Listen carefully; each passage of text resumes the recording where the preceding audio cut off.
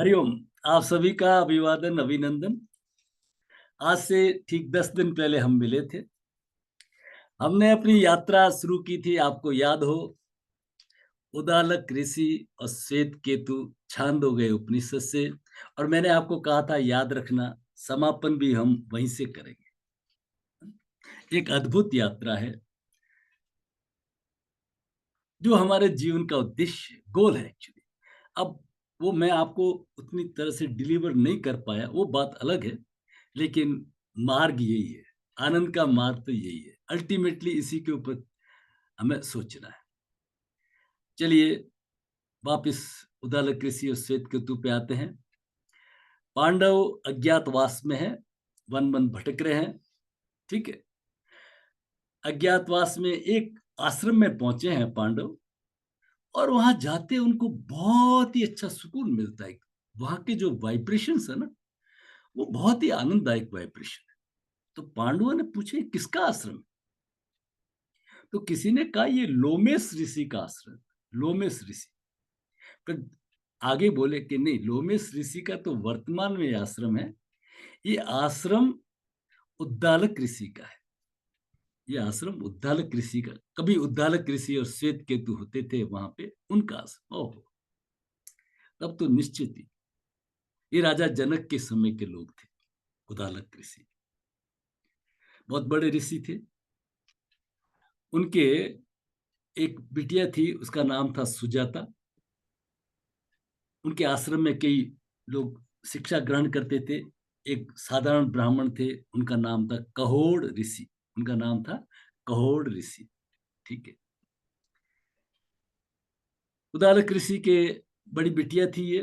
और कहते हैं इतिहास में छोटा मोटा इधर उधर होता रहता है, उससे बातों से हमें कोई मतलब नहीं, हमें उसका भावार्थ जानना है। ठीक है, श्वेत केतु की जब शादी की, उसके बाद में उनके लड़का हुआ, उसका नाम रखा श्वेत केतु। उदालक ऋषि की पुत्री सुजाता की जब शादी हुई, तो उसके बाद में जो लड़का पैदा हुआ, करीब 20 साल अपनी बहन से छोटा, श्वेत केतु। और फिर क्या, इनकी जो शादी की, वही आश्रम में एक कहोड़ ऋषि थे, साधारण से थे, उनसे शादी कर ली। अब सुजाता के गर्भ में पुत्र जन्म होना है, साधारण थे ये लोग। तो सुजाता ने कहा, अपने पति को कहा कि राजा जनक के दरबार में ये ज्ञान चर्चा होती रहती थी। और उस समय का ये नियम था कि खास करके राजा जनक के दरबार में, कि वो जीतने वाले को स्वर्ण जड़ित सींगों की गायें वगैरह भेंट करते थे। गाय धन था, गौधन, गज धन, वारी धन, उस समय के धन यही थे। तो आप भी क्यों नहीं जाओ वहां पे, है ना? आप भी जाइए, क्यों, बच्चा बड़ा होने वाला है। इस तरह की चर्चा चल रही थी। अब क्या हुआ, सुजाता के गर्भ में ये है, अष्टावक्र जी का जन्म होना है। और कौड़ ऋषि कहते हैं कुछ पाठ कर रहे थे, कोई पूजा कर रहे थे, कोई मंत्रोच्चार कर रहे थे, या अपने किसी शिष्यों को बता रहे थे कुछ। अष्टावक्र जी ने गर्भ से ही बोला है। अभी विज्ञान जानने की जरूरत नहीं है, ऐसे समझते रहिए, है ना, विदाउट एनालिसिस। गर्भ से ही कहा है कि शास्त्रों में ज्ञान कहाँ, शब्दों में ज्ञान कहाँ, शब्दों में ज्ञान कहाँ। ये पिताश्री, आप 8 बार गलत बोले हैं, 8 बार। अभी तो उसका जन्म ही नहीं हुआ है। और जो ज्ञानी लोग होते हैं, महात्मा लोग होते हैं ना, ज्ञानी ने जो, जिनके पास में डिग्रियां वाले होते हैं, इस तरह का जो ज्ञान होता है, वो उनका अभिमान भी बहुत ऊंचा होता है। कहोड़ ऋषि को गुस्सा आना ही था कि अभी तो इसने जन्म ही नहीं हुआ ना। तो उस कहोड़ ऋषि ने कहा, तू, तेरे 8 अंग टेढ़े मेढ़े होंगे, मैं तेरे को श्राप दे। उसने कहा आपने 8 बार गलत बोला है, उसने कह दिया आपके 8 अंग टेढ़े मेढ़े होंगे। ठीक है। अब जब सुजाता ने कहा कि जनक के दरबार के अंदर, वहां पे बड़े बड़े ज्ञानी लोग आते हैं, संवाद हो रहा है, जीतने वाले को इनाम मिलता है, आप भी जाइए। तो कहोड़ ऋषि वहां जा रहे हैं, गए हैं वहां पे राजा दशरथ के यहाँ पे। वहां कहीं पे, कहीं से एक वंदिन नाम का ऋषि आया हुआ था। वंदिन नाम का एक पंडित आया हुआ था, और जो सबको हरा रहा था। और उस समय एक शर्त होती थी, जो हारेगा उसको जल समाधि या कोई गांव देश निकाला ऐसे कुछ हो जाता था, उसको वहां पे नहीं रखते थे।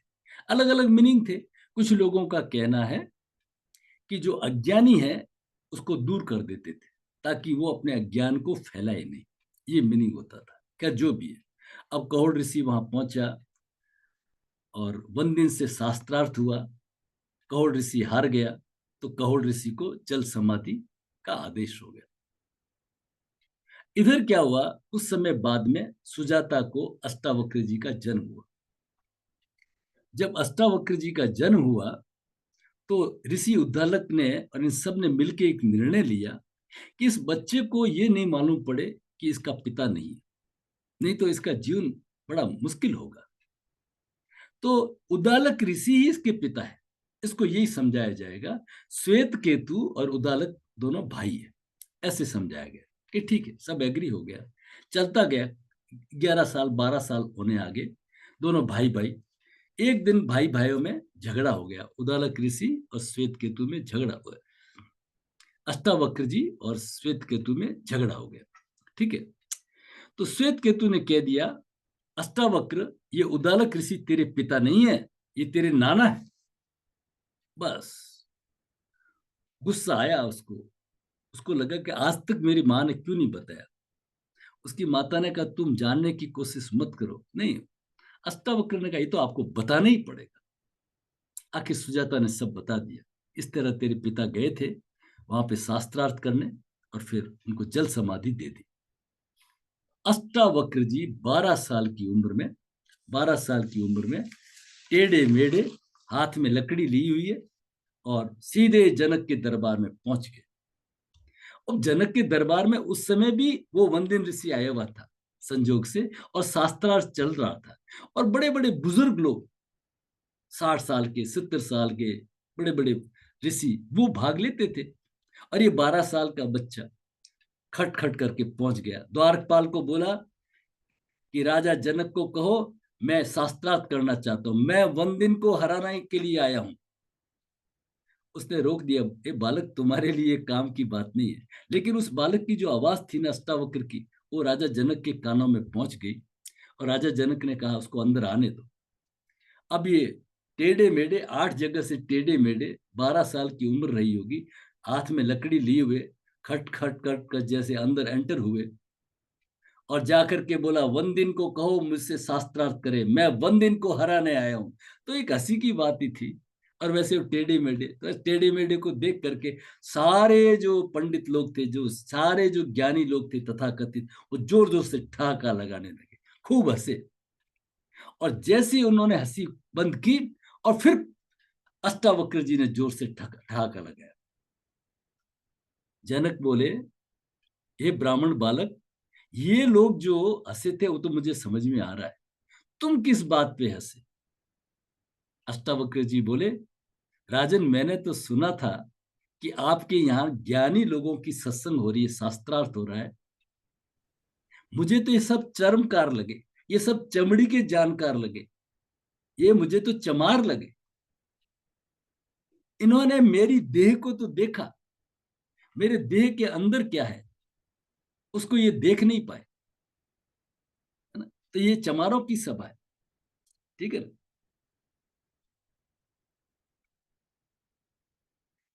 हे राजा जनक, मंदिर के टेढ़े होने से आकाश टेढ़ा नहीं हो जाता है। अब जनक बार बार उसको बालक बालक कह रहे थे ना, ज्ञान के लिए बालों का सफेद होना जरूरी नहीं है। उसके अकाट्य अकाट्य थे वो। घड़े के फूटने से आकाश फूट नहीं जाता है। आकाश तो निर्विकार निर्विकार है। मेरा शरीर टेढ़ा मेढ़ा जरूर है, लेकिन मैं तो नहीं। ये जो भीतर बसा है उसे देखो। और ये राजन सुन लीजिए, आप बार बार ये बालक कह के मत पुकारिए। मेरा आग्रह है कि आप वंदिन को कहें वो मेरे से शास्त्रार्थ करे। अब उन दोनों में शास्त्रार्थ हुआ। 3 दिन तक शास्त्रार्थ चला, और आखिर तीसरे दिन वंदिन को हारना पड़ा। और वंदिन जब हार गया, तो अष्टावक्र कहते हैं, वंदिन, मैं तुम्हें जल समाधि नहीं देता। वनदिन की आंखों में आंसू आ गए, अष्टावक्र जी आपने तो मृत्यु से भी बड़ा मुझे दंड दे दिया। खैर इस तरह से ये बात पूरी हो जाती है, एक चैप्टर पूरा हुआ आज के विषय का। कुछ दिनों बाद में राजा जो जनक है वो अपने महल में बैठे हैं, सोए हैं, और वो सिपाही आता है दौड़ता हुआ और राजा को जगाते हैं कि पड़ोस के राजा ने हमारे ऊपर अटैक कर दिया। और राजा तुरंत आनंद फानन में तैयार होते हैं, शस्त्र वगैरह निकालते हैं और युद्ध करते हैं। चूंकि तैयारी थी नहीं, प्रिपरेशन थी नहीं, राजा को हारना पड़ता है। तो कुछ लोग कहते हैं राजा को उन्होंने वनवास दे दिया, बाहर देश निकाला दे दिया। कुछ लोग कहते हैं कि राजा दशरथ फिर वहां से, जनक फिर वहां से भगे और अपनी बाउंड्री को क्रॉस करके 1 दिन लगा, 2 दिन लगा, 3 दिन, न खाने को न पीने को। राजा जनक ने जैसी अपनी सीमा क्रॉस की, आगे कोई एक आदमी मिल गया। राजा जनक ने कहा कुछ खाने को मिलेगा? तो आदमी बोला कि अभी पास में मंदिर का भंडारा पूरा हुआ है, वैसे चांसेस तो कम है, आप जाइए शायद कुछ मिल जाए। राजा जनक बड़ी आशा के साथ में वहां पहुंचे। पहुंचे तो बचा हुआ नहीं था, वो गिड़गिड़ाए तो उन्होंने जो कढ़ाई थी उसको खुतर के थोड़ी खिचड़ी जो बची थी वो उनको एक प्लेट में दे दी। अब राजा बड़ी आशा से हाथ में वो रखी हुई प्लेट खाने के लिए वो कोशिश कर रहे हैं। एक चील आई और उसने उड़ा लिया। आजकल तो चीलें नहीं होती, हमारे बचपन में बहुत चीलें होती थी। बाजार से सामान लाते थे तो बड़ा छुपा के ला, चील झपट लेती थी, उड़ा दी। अब राजा इतने टाइम के भूखे प्यासे अब जोर जोर से चिल्लाए, जोर जोर से चिल्लाए तो सारे सिपाही महल वाले सब आ गए। राजा स्वप्न में थे। राजा ने स्वप्न में अपने उस भिखारी रूप को देखा। राजा ने अपने स्वप्न के अंदर उस गरीब रूप को देखा, उस भूखे रूप को देखा, और अब वो जग गए। तो चारों तरफ देखा कि मैं तो राजा हूं। दौड़े, अपने भंडार वगैरह को देख, सब भंडार भरपूर है, सब कुछ ठीक है। अब राजा का एक ही प्रश्न, ये सच या वो सच? ये कहानी हमारी पहले दिन से अब शुरू होती है, ये सच या वो सच। कहने का मतलब मैं कौन हूं? वो जो स्वप्न में देखा था भिखारी, वो मैं हूं, या मैं अभी जो जागृत के अंदर, तथाकथित जागृत के अंदर वो मैं राजा बना हूं, वो सच है। अगर वो सच नहीं है तो ये सच कैसे हो सकता है? ठीक है। होता क्या है कि हमारी स्थिति है ना, उस स्वप्न तो थोड़ी देर के लिए आता है, थोड़ी देर के लिए आता है, तो उसको तो हम नकार सकते हैं। और ये काफी सालों का अनुभव है, किसी को 20 साल, किसी को 50 साल, किसी को 60-80 साल का अनुभव है लगातार, तो उसको नकारना मुश्किल होता है। अब जो भी आए, राजा एक ही प्रश्न करे, ये सच या वो सच? ये सच। मंत्री फाइल लेके आए, ये सच या वो सच? बड़े हैरान हो गए, अब क्या करें। तो उनको मालूम था कि अष्टावक्र जी बड़े ज्ञानी हैं, उनको बुलाया। अब आप देखिए क्या स्थिति है।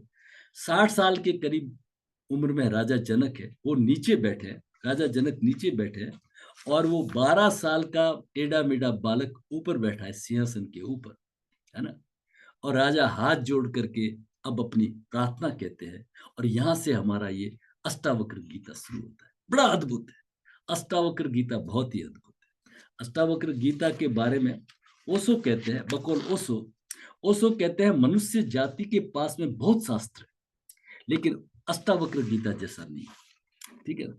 वेद फीके हैं। कौन कह रहे हैं? ओशो कह रहे हैं। उपनिषद धीमी आवाज में बोलते हैं, और गीता में भी ऐसा गौरव नहीं है जैसा अष्टावक्र गीता में। कुछ बात ही अनूठी है। सबसे बड़ी बात तो यह है कि समाज, राजनीति और जीवन की किसी भी व्यवस्था का कोई भी प्रभाव अष्टावक्र के बयानों पर नहीं है, वचनों पर नहीं है। भावातीत है, दूसरा नहीं हो सकता। ओशो के अनुसार मंदिर क्यों बना रहे हो? मंदिर बनाने वाला और मंदिर में जाने वाला भी तो ईश्वर है। हाँ, मंदिर इसलिए बनाया जा रहा है कि आप मंदिर में जाएं और जाने पे आपके अंदर बैठे हुए ईश्वर की याद आ जाए। आना तो अंदर ही पड़ेगा, बाहर तो कोई ईश्वर नहीं मिलेगा। अहम ब्रह्मास्मि तत्त्वमसि, कारण खोजना तो अंदर ही है।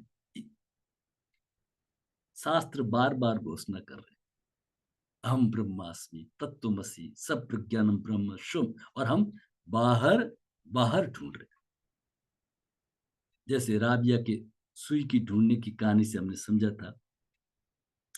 ओशो आगे कहते हैं, गीता में जो तुम्हारे मन में है वही दिखाई पड़ेगा। गीता गीता बहुत समन्वयकारी है, इसलिए ज्यादा पॉपुलर है। 8 करोड़ से जी ज्यादा तो बुक्स गीता प्रेस नहीं छापती। अष्टावक्र गीता आपको बहुत कम मिलेगी, ठीक है ना। गीता जैसे है, जैसे आचार्य शंकर ने, जगत गुरु शंकराचार्य ने, रामानुज ने, विनोबा ने उसको पढ़ा तो उन्होंने उसमें भक्ति देख ली। तिलक ने उसमें कर्म देख लिया। गीता तो वही है ना, तिलक ने उसमें कर्म योग देख लिया। मैं जब पढ़ता हूं तो मैं उसमें योग देखता हूं, कोई उसमें ज्ञान देखता है। जैसा जैसा है उसका अपना अर्थ निकाल लेता है। गीता में 2 और 2 5 भी हो सकते हैं, और 2 और 2 3 भी हो सकते हैं। कौन कह रहे हैं? ओशो कह रहे हैं। लेकिन अष्टावक्र की गणित बिल्कुल सही है, 2 और 2 4 ही होंगे, यथाभूत शुद्ध गणित का वक्तव्य। कहते हैं बाबा रामकृष्ण परमहंस के पास में जब विवेकानंद आए, परमहंस ने कहा, नरेंद्र, मैं बूढ़ा हो गया, मुझे कम दिखाई देता है। ये पास में एक अष्टावक्र गीता पढ़ी थी, तू जरा पढ़ के सुना। विवेकानंद इन चीजों को नहीं मानते थे। विवेकानंद चीजें तुम तो सीधी बात करो, इधर उधर की बात मत करो, ठीक है ना। खैर, अनमने मन से नरेंद्र ने शुरू की और फिर उसमें डूब गए, फिर उसमें डूब गए। और स्वामी जी कहते हैं, it's a pathless path. Pathless path means इसके अंदर कोई रास्ते नहीं है कि आप योगा करो, प्राणायाम करो, उपवास करो, ध्यान करो, धारणा करो, प्रत्याहार करो, ये स्टेप करो, ना ना ना ना। मतलब ये तो सीधा रॉकेट वहीं लॉन्च होता है, सीधा वहीं जाता है। It's a pathless path. ऐसे नहीं कि पहले धारणा आएगी, फिर ध्यान आएगा, फिर समाधि आएगी, वितर्क समाधि आएगी, निर्विकल्प समाधि आएगी, फिर वो स्टेज आएगा। ना ना, कुछ नहीं, कुछ नहीं, सीधा। So it's a pathless path. इस तरह की है, ठीक है। अब यहां से हमारी यात्रा शुरू होती है ग्रंथ की। उन्होंने बुला लिया है राजा जनक ने अष्टावक्र जी को। अष्टावक्र जी आ गए हैं।